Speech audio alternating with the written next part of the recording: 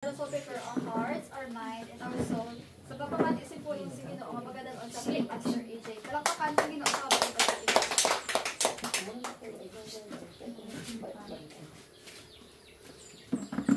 Good morning. Good morning. Merry Christmas.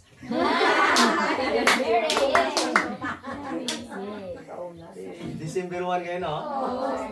Lucas chapter 2, verse 8 to 15. So, muna, nga kung yung mga tawon, dapat fokusan din na itong Biblia. Kaya kung di ta mag-focus sa Biblia, magtalang ka. Natawa mo na? Kung yung mga natawon din yun, it is about God's coming to earth in a human flesh. So He could die on the cross to pay for our sins, to pay for your salvation, and destroy the works of the devil. Si Kristo, ay mga natawon, grabe gid si Kristo, no? Kataway siya nga sitwasyon sa langit po, grabe kahambol. Nikadto sa duta, imol. Nikadto sa duta, pobre. Nikadto sa duta, nagpakulata lang. No? Nagpakamatay para sa imo kag sakon. Ang pamangkot, sino kita para pakamatayan sa Dios? Di ba? Katawhay, kung imo natawon, grabe gid ang gugma sa Ginoo, hindi mo matakos. Ang gugma naton may limitasyon eh. Tama? That's why we need God. Because ang God, ang Dios nga inasimba naton, ay ang gugma way limitasyon. No? Kita may limitasyon. Ano ko ha? Puno na ko ha? Puno na ko. Di ba mga mata na sometimes, no? Puno na ko ha? Puno na ko. Buta na ko. Raka mo pala na, no? May limitasyon ka. That's why kung wala kay Diyos, buta ka gidriktaya. No? Ang muli nga, kung sa mga tao, kung naintindihan tanin nila si Kristo, anong rason ni Kanto si Kristo di sa duta para to save the humanity, dapat makita nila nga, dapat makita sila sa pamagi kung paano lagayawon, simbahon ang Diyos sa kabuhi. No? Amo ni sa aton bala nga, sometimes di maintindihan nini sa tao, kaya nga, tungod kay nabulagan sila sa mga ano sa aton, mga katigulangan sa una, di ba? Balanta sa una, hindi ka mo magbasa Bible, kay mabuang mo. No? Lulo ko gani sa una, magambal, mama, di ko mo magbasa sa Biblia, kay makabuang na. Pero kung yung natawon, ang mga buang na nagbasa sa Biblia, hindi na buang. Pero ang wala kabasa, nagkalbuang Ginoon. Natawa mo na, naobserbahan ko, ang halin sa prisuhan, na-encounter na Ginoo, nagbasa sila sa Biblia, pagbuwa, leader na sila sa church, pastor na sila. Tama? Hindi kung walay gahong ning pulong sa Ginoo ngari sa Biblia, ang ato sa prison, bago pa ihan to, hindi na, pagguwa to, mamatay pa ito sa tao. No? Kaya sa pamisaron lang, di, gainit ko yan. Makaguwa lang ko, tapos kagid, makaguwa ko. Di ba? Pero nga, pagguwa nila, grabe kabuot na. No? Grabe kabuot. Kung walay gahom ini, kung walay pulos inipulong nga itong ginatunan, nga nagganto pa taliman. No? Pero nga, isakripisyo ginaton, pila ka oras naton para sa Dios. Ano? Sino gini si Lord man? Di ba? Siya lang naman ang tatay naton. Gabisan kapila ta makasala, ginapatawad gyapon ta niya. No? May mga tatay hindi na batuno ng anak kapila na magsulit-sulit sala. Di ka ng pulis balay ha? Di ka ng pulis balay. Ha? Ang iban pag mga kid, kuwaring bayo de. Dito po to sa imong mga abyan mo or dito. Ha, dito kuwaring bayo mo. Sila tayo nagpa-counsel mo, di ba? Amo na magkanan eh. Inahan ko sa bola mo na eh. Kuwaring bayo nyo. Ha? Mahilig ka mo sa disco, lahat to kuwaring bayo nyo. Dito ko mo, mag-disco ko mo. Pero diri ko naintindihan. Sino kita kakantuan sa Ginoo diri sa duta? Katawhay sang sitwasyon na sa langit. No? Wala nakita sang tao nga tanan nga ari sa aton iyagid sa Dios. Walay aton. Amen? Wala gid niya. Mga baka, pastor ako yung baka-baka. O kung way katagay sa Ginoo sa kusog, makabaka-baka ka? O kung way galaw sa Ginoo makabugtaw, makabaka-baka ka pa? No? Times ang atong ginapatihan bala, hindi amok. That's why ginatudloan gid kita. Di ba? Ginatudloan gid kita. Gihimay-himay ang Biblia para ma-apply sa atong nakabuhi. Hindi kay pilion mo lang ni ay amo ni nami. Hindi. Himay-himayon gid nato na. Isa-isahon gid naton. Ako kung way ko nitudlo isa akon nga pastor dito sa Cebu, way ko na ilagi na training, gina seminar, hindi ko na maintindihan. Parehang lang ta sa unang panahon. Di ba? Parehang lang ta sa unang hambal ko eh. Born again ah. Ako born this way. Ako lang ko na sa una. Pero gitsagaan ko ni pastor. Bisan si pastor ga disciple sa akon gamuha mo na no. Si Kristo amo ni siya. Grabe si pastor ha. Tulog na pero gambal pa ha. Di ba? Di na mo makita nga ano gidi si Kristo ha nga dapat ihambal sa tao. Di ba? Amo ni diri ko nakita nga kung hindi importante ni ang Dios sa akon nga kabuhi, hambal ko na gani kung hindi importante ang Dios sa akon nga kabuhi, wala ta makita ini. Hindi ta makita-kita. Ang taga-Bohol, ang taga-Negros. Pero nga ang ipakadto gid ko ni Lord sa Negros. Just to preach the word of the Lord. Anong purpose? Kaya hindi pwede nga akuon lang ang pulong sa Ginoo, dapat i-share mo. So meaning, kung na-encounter mo ang Diyos sa kabuhi mo, hindi pwedeng i-keep mo lang na. I-share mo ginaya. Amen? One time, naka-encounter ko sa isa ka testimony, bata, I think maestra, na-encounter niya ang bata ito sa market, supermarket ba? Or sa kumbaga, baklalan sa mga baboy, mga mula-bla. Aba na, ma'am, ikaw gitong teacher ko. Nga how? Di ko makalintan. Before ka mag-discuss, may verse ka git sa Bible, sa blackboard ginabutang. Proverbs chapter. Every day. Di ka makalintan, ma'am. Imagine, nakalintan ang pangalan ni ma'am. Pero ang bersikulo, ang isulat ni ma'am, huwag makalintan. Amen? Natawan ba na? Nakalintan si Susanti, pero nabalan na maestra gid niya eh. Teacher gid ka, ma'am. Pero huwag siya kabalo kung anong pangalanan ni ma'am. Pero huwag siya kalimot nga ang gilista ni ma'am pulong sa Ginoo everyday. Pulong sa Ginoo. Ari lang topic ni ma'am isang bilong blackboard, pero sa baba may verse. Naku baka verse of the day, no? Kamu na dating, no? Imagine na. Na ato nga maestra, o for example ikaw, P, o kamo mga teacher, kung ngayon nyo ma-encounter ang Diyos sa kabuhay nyo personally, ayan, makashare ka mo sa estudyante nyo. Yeah, sometimes ganun, pag mainit ang maestra, ano mo, estudyante nyo, man, sige ka mo gaaway, alis sundan mo. Di ba?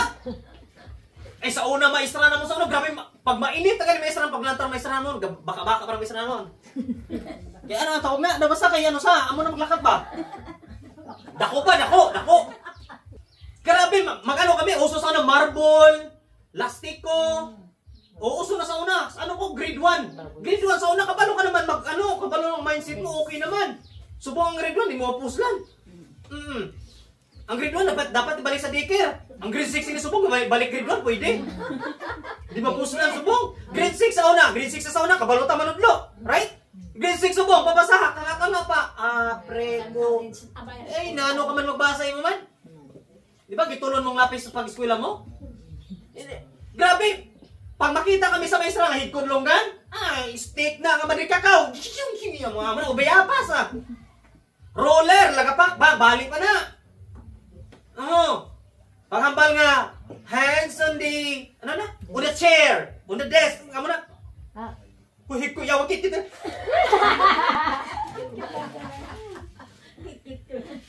Okay, kung di makita sa ma'am at laba ko ko, kag mahig ko, kung laba ko ko, isa lang ka, pero basko lang hampak ha, stick ba lang, di basta-basta subong, di ka basta-basta kay Zanti subong, may bantay bata, 6-1 pre, ano, 1-2 pre, basta. Di ba? Di ka basta-basta. Oo. Why na may tindihan? Rason sa nga may Kristo, nga may Christmas. Amo ni. Di na madisiplina bata mo subong. Ang maisa na disiplinaon. Walang iyan na subong mga balaod, mga layi. Pasensya na. Di ko bet lang mga layi subong may pulos ah. Kaya nga, isa lang gani bata mo, maugtas ka. How much mo rin mo man pila? Sa eskulahan, 20, 30, 50, 15. Oh. Amen? Tapos mabal pa, ma'am, huwag ka gani sa kapakaon sa kong bata. May kuha ko, ako yung maestra, huwag ka gani katulog sa bata mo. Tama ba? That's why, kung na-encounter mo ang Diyos sa kabuhay mo, dapat ma-realize mo, ako bata, kumbalang ko, kusnit na siya maestro kibot ko, may buho na disko ko. Bawal ha mapatusok lalaki ha, may buho na di ha. Kuko. Pero gamba na ko, bakula. Pero hindi na ako papakita asang dugo kag bali. Amo na ko na. Kung bali, may ako tapos sa minto. Yung mahal sa minto, subong. Ang mga dapat ba lang? Di ba? Good. Kaya nga, sometimes aton, why na ito maintindihin kung ang maestra tani, kung ang ginikanan tani may mga Kristo, maintindihan nila ang sitwasyon sa maestra. Tama? Ako, di ko against magbako ng mga maestra. Why ba mo kita ang gipatay sa maestra Dante? Pero why ba ko kita may gipatay, ha? Dapat maintindihan naman natin kung sino si Kristo sa kabuhitan. That is the reason why nga may Christmas.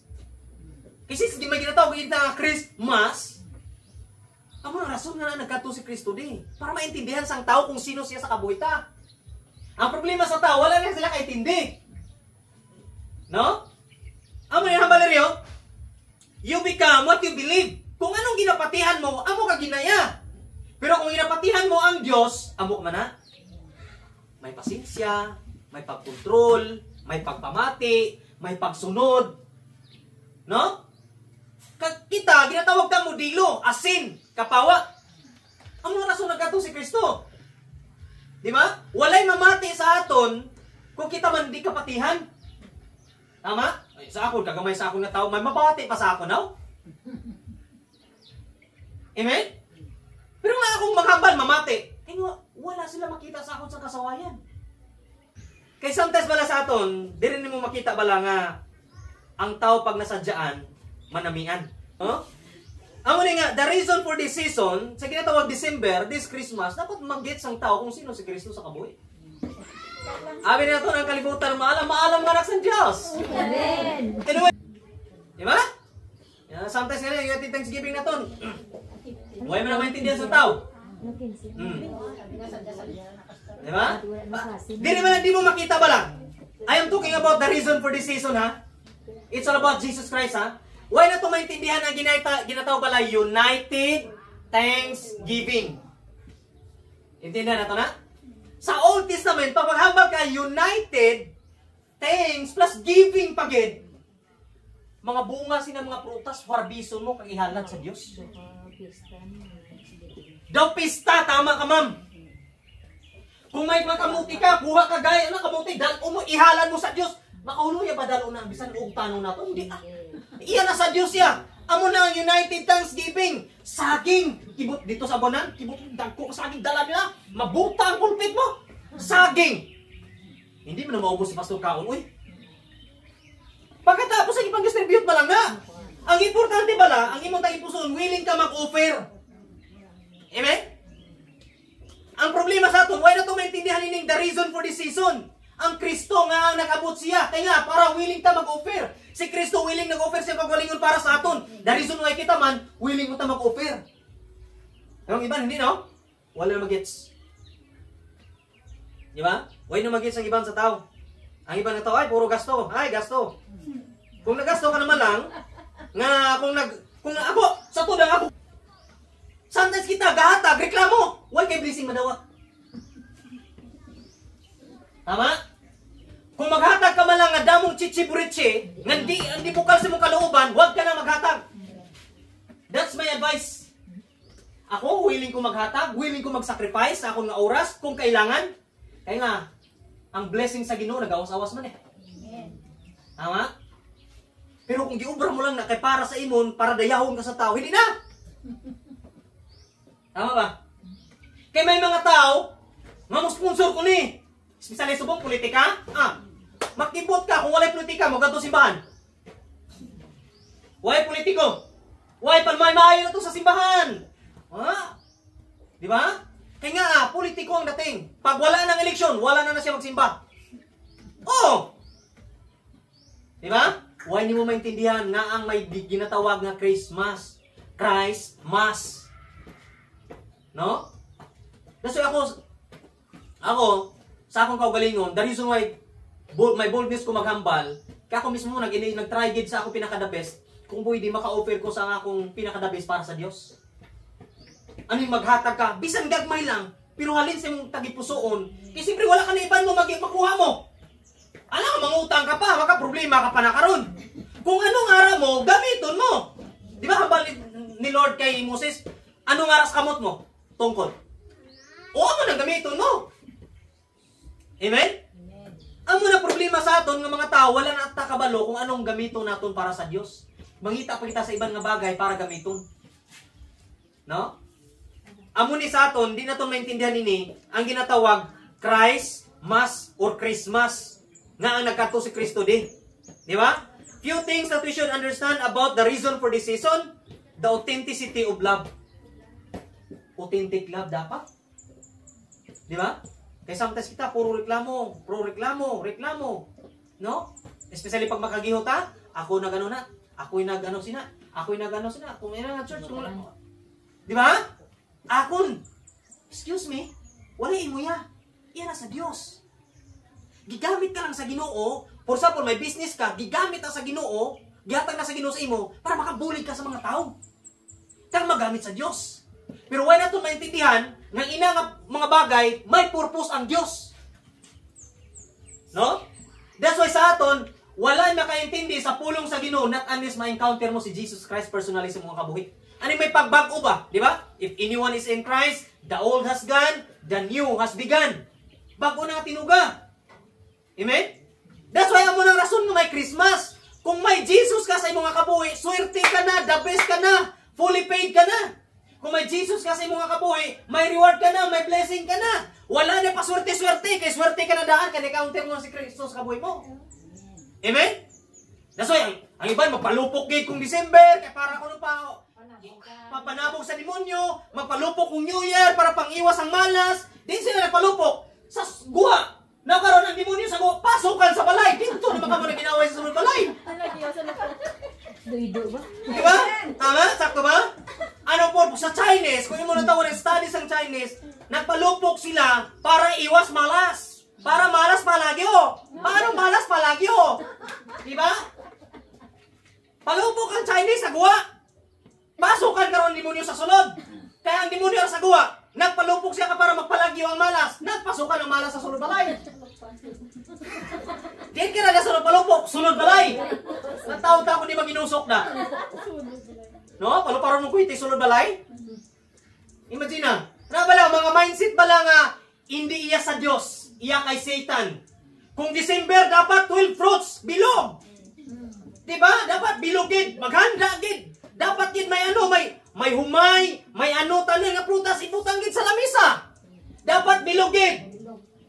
Kung imong nagtawon sa Biblia, wala na paswerte-swerte, may Diyos ka na ya.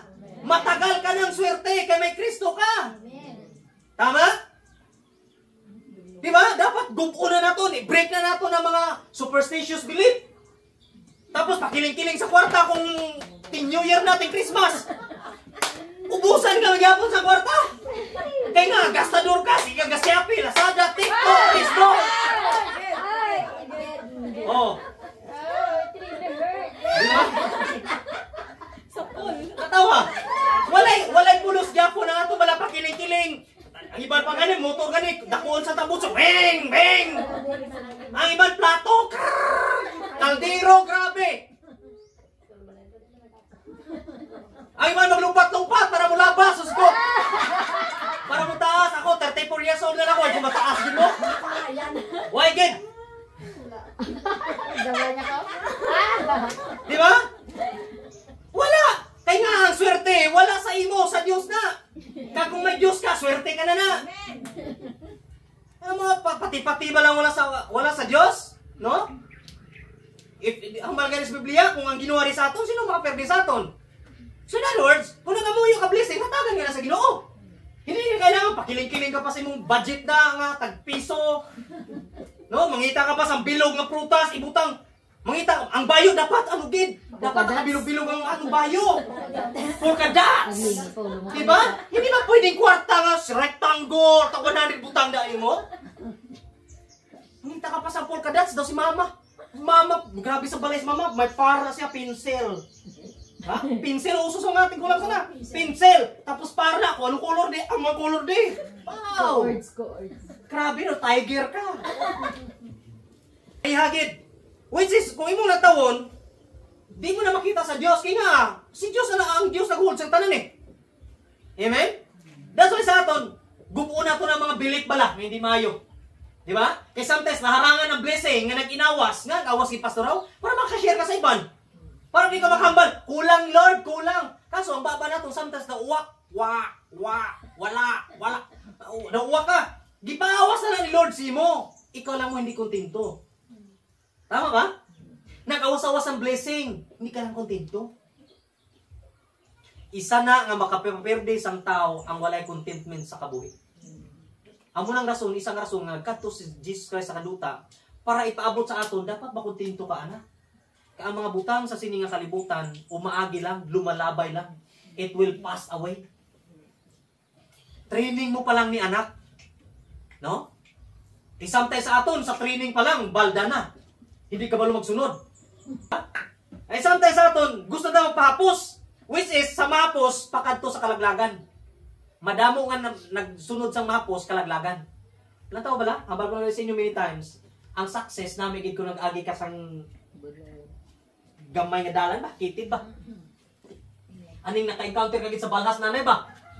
No? Namin nga blessing. Kaysa nagpahapos ka lang. Nga pagkaradula man, do eyes lang. Tunaw.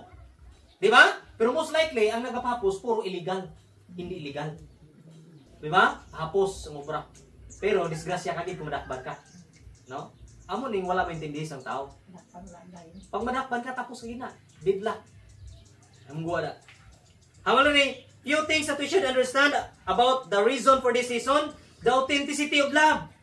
John 3:16, di ba? Si Jesus Christ na pakamatay para sa aton. Among rason may December. Among rason may ginatawag Christmas. Kaya nga, Christmas, damo nga tao, dapat magsunod kay Kristo. Amen?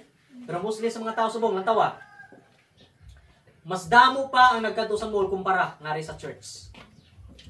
Halos di mo maisip ang ara sa mall. Halos di mo maisip ang ara sa supermarket. Kaya nga, busy. Busy. Di ba?